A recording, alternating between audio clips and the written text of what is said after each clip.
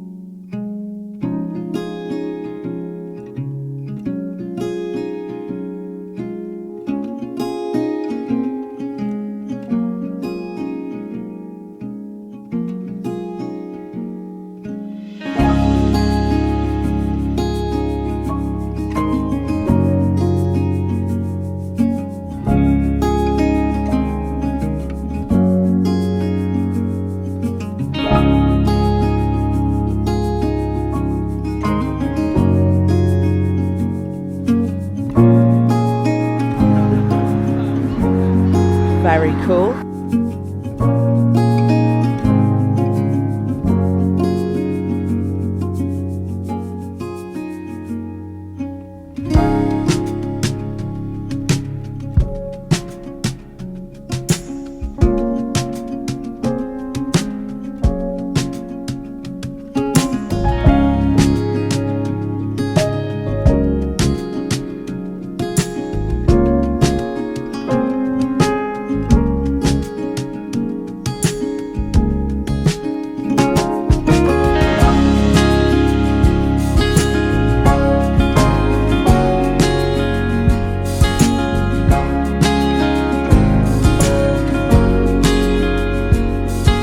Made in the same factory.